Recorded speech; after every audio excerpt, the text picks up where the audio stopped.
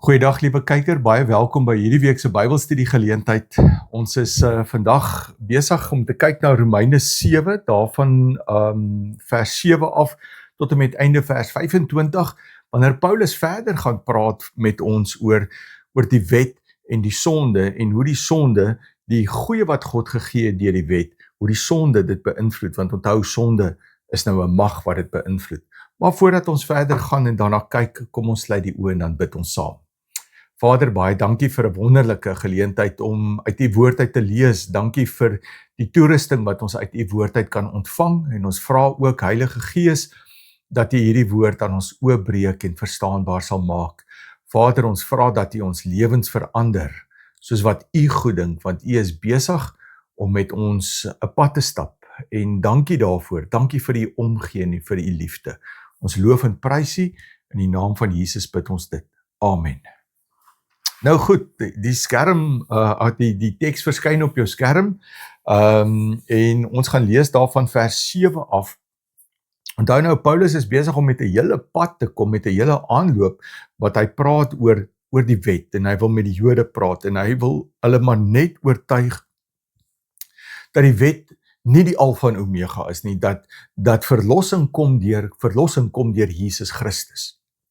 Nie deur die onderhouding van die wet nie, want ons kan nie deur die onderhouding van die wet verlossing verkry nie, want ons is sondig.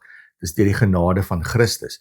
Maar nou praat hy verder met die gelowiges, en hy praat veral met die Joodse gelowiges, en hy sê vir hulle, maar hierdie wet wat ons ontvang het, is nie in op sigself sleg nie, want dit kom van God af.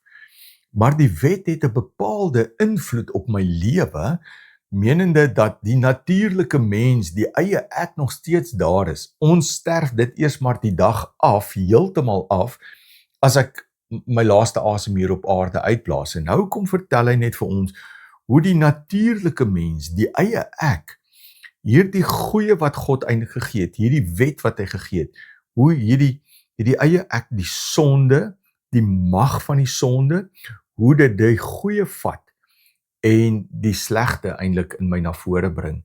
En dan praat Paulus met ons daaroor. Hy sê, wat is dan die gevolgtrekking?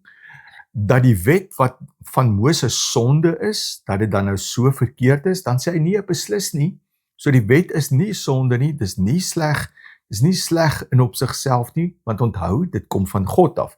Inteendeel, ek sou nie geweet het wat sonde is nie, as dit nie deur die wet was nie. So hy sê, die goeie ding van die wet is, dis openbaringskennis van God, menende, dit vertel van ons wat God se hartklop is, en wat God se wil is, en dit kan dus mos nou nie sleg wees nie, en hy sê, maar dit kom van God af, en dit wil vir ons vertel, en dan kom hy, en dan voeg hy nou die ander goed by, hy sê, ek sou byvoorbeeld nie geweet het, dat dit sonde is om te begeer nie, hy gebruik nie die voorbeeld hier, as die wet dit nie gesê het nie, jy mag nie begeer nie. Maar, en dan kom hy altyd as Paulus mos die woordjie maar gebruik dan is daar so 'n kinkel. Hy sê, maar deur hierdie gebod van, jy mag nie begeer nie, deur hierdie gebod, het die sonde 'n vastere plek gekry, en elke soort begeerte in my aan die gang gesit. So hy sê eintlik, die sonde, die wet sê, jy mag nie begeer nie. En nou sê hy, maar wat het die sonde nou eintlik kom doen? Nou wil ek begeer, nou kyk ek na allerhande goed, en ek dink verkeerde gedagtes, ensovoorts. Hy sê, dit het 'n proses aan die gang gesit. 'n Klassieke voorbeeld is, as ek nou vir jou sou sê, moet asseblief nie verder dink aan 'n rooi kol nie. Moenie verder dink aan 'n rooi kol nie. En dan, eintlik al wat in jou gedagtes daar opkom, is 'n rooi kol. Jy sien 'n rooi kol, jy dink heeltyd aan 'n rooi kol, en dis maar basies dieselfde beginsel, wat Paulus hierso vir ons sê. Hy sê, die wet is nie sleg nie, maar dis die sonde, dis die mag van die sonde, wat die wet vat, en iets daarmee doen in jou lewe. Nou die wonderlike daarvan gaan ons nou sien, is hoe ons hierdie mag kan breek. En hy gebruik nou maar die voorbeeld van begeer, wat nou deur die mag van die sonde, my eintlik nou laat begeer, en dis hierdie stryd wat nou in my is. Goed, en dan praat hy van vers 9 af, voorheen toe ek nie, toe die wet nie daar was nie, het ek gelewe, maar toe die gebod gekom het, het die sonde begin lewe. Dis asof die duiwel dan die goeie gebruik, om die slegte in my na vore te bring. En ek het gesterwe, hy sê, ek het nie geleef nie, want nou begeer ek, en wat sê hy, wat is die eindresultaat van sonde? Dis die dood, dis skeiding van God af. Hy sê, so eindelik bring die mag van die sonde, maak dat ek geskei word van God se wil, wat deur die wet na vore kom. Nou gaan hy, dit het geblyk dat die gebod wat bedoel was, om vir my lewe te bring, vir my die dood beteken, die sonde, wat deur die gebod 'n vasdra plek gekry het my deur die gebod mislei en my dood gemaak, my heeltyd hierdie verkeerde goed laat dink en optree. Dis die mag van die sonde. Die wet is dus heilig, want dit kom van God af, wat heilig is. En sy voorskrifte is heilig, reg en goed. Want God gee vir ons die wet en sê, hier is die parameters waarbinne jy moet funksioneer. En as jy binne hierdie parameters funksioneer, dan sal dit met jou goed gaan, want dan funksioneer jy ook binne my wil. Maar, dan kom die sonde, en die sonde veroorsaak dat ons buite hierdie parameters beweeg. So die sonde maak dat ons die goeie wat ons ontvang het, die wet, in 'n ander lig begin sien en anders begin optree. Nou vers 13 sê hy, beteken dit dat iets wat goed is, vir my die dood gebring het, dat die wet wat goed is, nou eintlik vir my die dood gebring het, sê beslis nie. Inteendeel, die sonde het vir my die dood gebring, want die sonde bring my, laat my beweeg buite die parameters wat God daar gestel het. Dit het die sonde gedoen, deur iets wat goed is, dis nou die wet, deur iets wat goed is, sodat die sonde in sy ware aard as sonde bekend sou word, en dit deur die gebod sou blyk, hoe skrikwekkend die sonde werklik is. So Paulus kom sê vir ons, moet nooit die mag van die sonde onderskat nie, moet nooit die mag van die eie ek onderskat nie, want die goeie, die heilige wat God bring, kom die mag van die sonde, en hy kom verander dit, en hy bring jou eintlik in verwydering van God. So hy sê, moet dit asseblief nooit in jou lewe onderskat nie. Moenie dink, ag ek kan maar hierdie doen, dis nie so erg nie, dit gaan nie so groot effek op my lewe hê nie. Hy sê, dis waar die gevaar lê. Want dis soos 'n hierdie opblaas, hierdie laailous waarop mens lê as jy in 'n swembad is. As jy met daai ding in die see gaan, hulle sê vir jou, jy mag glad nie met daai ding in die see gaan nie, want wat gebeur? 'n seestroom vat jou stadig maar seker, vat hy jou daar diep in die see in. Jy lê daar rustig. Dis wat die sonde wil doen. Stadig maar seker, vat hy ons weg van God af. Dit wat God daar gestel het, hierdie parameters. Goed. Vers 14. Ons weet tog dat die wet is geestelik, maar ek is aards en soos 'n slaaf aan die sonde verkoop. So die sonde bly my aanval en die wet is geestelik, want dit kom van God af, dit het te doen met God, dit het te doen met my verhouding met God. So daarom wil ek vir jou sê, hoe gaan jy hierdie mag van die sonde breek? Jy gaan dit nie deur die eie ek kan breek nie. Nie deur te sê, maar nou gaan ek self hierdie ding oorwin nie. Dit kan nie, want daar's 'n geestelike stryd. So jy moet dit anders te aanpak. En gelukkig kom gee Paulus vir my en jou die antwoord daarop. Hy sê in vers 15, ek begryp self nie wat ek doen nie, want wat ek wil doen, dit doen ek nie, maar wat ek haat, juist dit doen ek. Nou, jy het dit ook al agtergekom in jou lewe. Mens wil so graag die goeie doen, en jy streef daarna, en jy sê, Here, maar ek gaan van nou af net die regte ding doen, so gefokus wees op U, en as jy weer kan kry, het die sonde, het daai gedagte, het hy so 'n bietjie grond gevat in jou lewe, né? En dan vind jy dat jy die verkeerde goed begin dink, jy begin die verkeerde goeders doen. Hy sê, dit is die stryd van waarmee ek en jy elke dag, dis die stryd waarin ek en jy elke dag gewikkel is. Dat ek nie wil doen wat ek doen nie. Dat ek dit nie wil doen nie. Ek wil nie die sonde doen nie, maar as ek my kan kry, dan het ek verkeerde goed gedoen.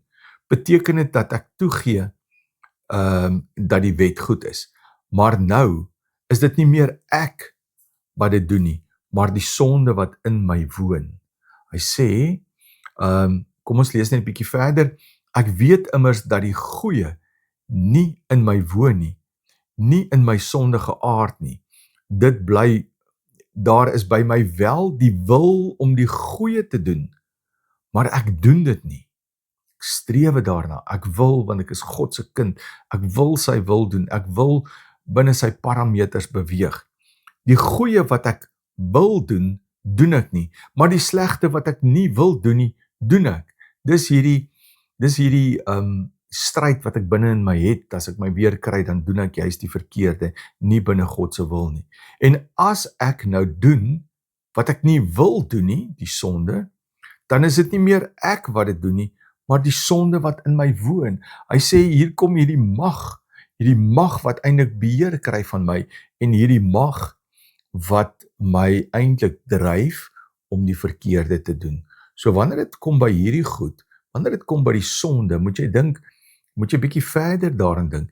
Dis 'n mag. Dis die manier hoe die duiwel jou wil wegkry van God af. Sonde is nie iets wat jy sonder handskoene aanpak nie. Onthou, dis 'n mag wat jou beïnvloed. Dis 'n werklikheid. Dink maar net aan jou eie lewe. Dis 'n werklikheid dat jy wil graag binne God se wil leef, maar baie keer nie, want hierdie mag. En ons moet iets aan hierdie mag doen, sê Paulus, sodat ek regtig die goeie doen. En dan sê hy, maar nou is dit nie meer, in vers 17, nou is dit nie meer ek wat dit doen nie, maar die sonde wat in my woon. Ek weet immers dat die goeie nie in my woon nie, nie in my sondige aard nie. Daar is by my wel die wil om die goeie te doen, maar ek doen dit nie. Die goeie wat ek wil doen, doen ek nie, maar die slegte wat ek nie wil doen nie, dit doen ek. En as ek nou doen wat ek nie wil doen nie, dan is dit nie meer ek wat dit doen nie, maar die sonde wat in my woon, presies wat ons nou gesê het. So vers 21 kom hy nou, en hy kom gee van ons 'n bietjie die oplossing hiervoor. Hy sê, so vind ek dan hierdie wet in my. Ek wil die goeie doen. Stem saam, né? Ons wil die goeie doen, want ons is God se kinders. Ons wil gehoorsaam wees aan hom. Ek wil die goeie doen, maar al wat ek doen is die slegte. Ek vind hierdie ander dryfkrag in my. Diep in my wese, in my binneste, né? In die engine kamer van my lewe, vind ek vreugde in die wet van God, om God tevrede te stel, om gehoorsaam te wees aan hom. Maar ek vind in my doen en late 'n ander wet. Ek sien die gevolg, sien ek iets anders dit, wat stryd voer teen die wet van my gees. So al wat hy sê is, ek wil so graag binne God se wil leef. Maar as ek kyk na my lewe, ek staan so 'n bietjie terug en ek kyk na my lewe, dan sien ek, daar, hoe ek verkeerd optree, hoe ek verkeerde dinge sê, hoe ek ongeduldig raak, hoe ek skinder oor mense, of wat ook al, hoe ek net verkeerde goed doen. Hy sê, ek vind hierdie goed, en ek sukkel daarmee. So dis die realiteit. So Paulus wil nie hoogheilig wees nie. Hy sê, dis die realiteit van alles, want die mag van die sonde wil jou wegvat van God af. Goed. So dis die wet van die sonde wat in my aan die werk is. En dan sê hy, goed, hy kom eintlik, hy sê, ek elendige mens in vers 24, wie sal my van hierdie doodsbestaan kan verlos? Is daar iemand? En dan sê hy vir ons in vers 25, kom gee hy vir ons die antwoord. Hy sê, aan God die dank. Dankie Here, hy doen dit. God doen dit. Hier wil ek vir jou sê, moet jy baie mooi daarin dink, jy gaan nie die mag van die sonde in jou lewe oorwin nie. Nie uit jou eie krag uit nie. God doen dit deur Jesus Christus ons Here. Nou, hier is eintlik 'n hele teologie daaraan, wanneer hy sê, God doen dit deur Jesus Christus. Jesus het mens kom word. En Jesus, het hy gesondig? Nee. Het die sonde probeer 'n invloed op hom kry en die duiwel? Beslis. Maar hy kon elke keer daarvoor nee sê. En hy het die sonde oorwin. Hy het deur die kruisdood, het hy mos nou in my en jou plek kom sterf, En sy heiligheid, hy hoef nie te gesterf het nie, want hy was heilig, sondeloos. Maar hy het gesê, ek sal in jou plek. Jy wat sukkel met die mag van die sonde, jy wat vandag, luister en sukkel met sekere goed in jou lewe. Hy sê, ek het daarvoor kom sterf. Ek het kom sterf sodat ek jou kan help daarmee.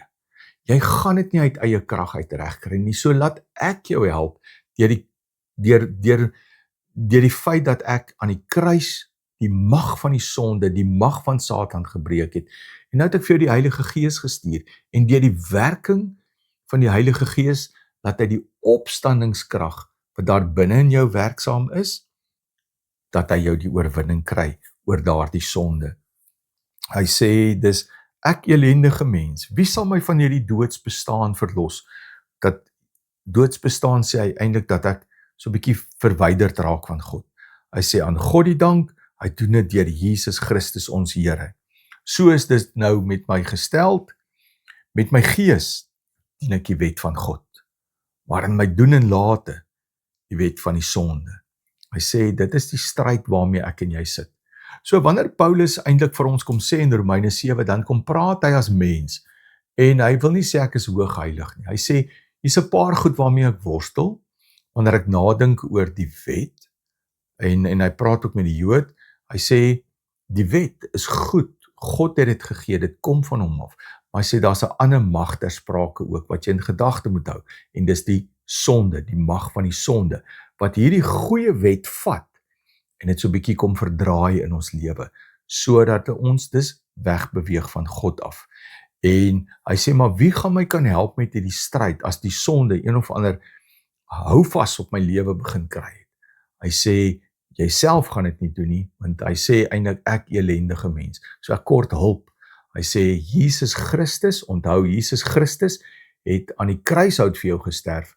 Jesus Christus se kruisdood, oorwinning oor Satan, want ek sterf saam met hom en ek het saam met hom opgestaan deur my verbondenheid, deurdat ek sê ek glo in hom.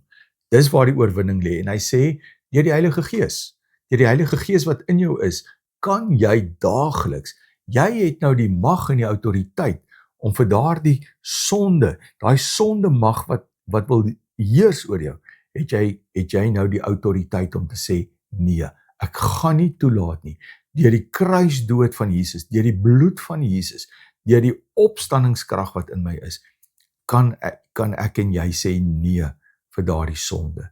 En mag die Here jou help daartoe, want hy sê, wie sal my van hierdie doodsbestaan kan verlos? Aan God die dank. Mag jy die grootheid van God ook in jou eie lewe ervaar, wanneer die mag van die sonde 'n greep probeer kry op jou lewe. En volgende week, as die Here wil, gesels ons daarvan Romeine 8 af. Fantasties. Dis my 'n hoogtepunt hoofstuk wat dan gaan om te sê, maar nou moet ek en jy lewe deur die Gees. Maak gebruik van die Heilige Gees. Hoe kan ek gebruik maak van die Heilige Gees wat in my is?